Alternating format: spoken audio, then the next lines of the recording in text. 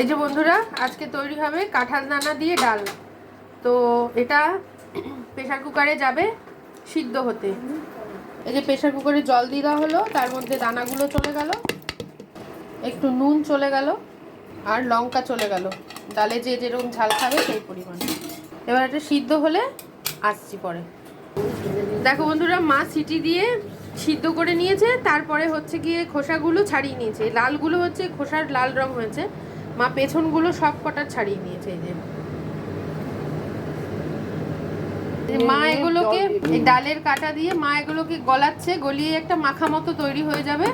আগে হোক, তারপরে আমি আসছি আবার। এই যে বন্ধুরা, এরকম করে ম্যাশ করে নিতে হবে। এবার জল ফুটছে, জলের মধ্যে দিয়ে দেওয়া হবে। এই যে জলের মধ্যে চলে যাচ্ছে। লঙ্কা সিদ্ধগুলো ঘেটে দিতে হবে। লঙ্কাগুলো মা ঘেটে নিচ্ছে। ডালটা মা কড়াই থেকে নামিয়ে দিল, ফোড়ন দেবে তাই জন্য।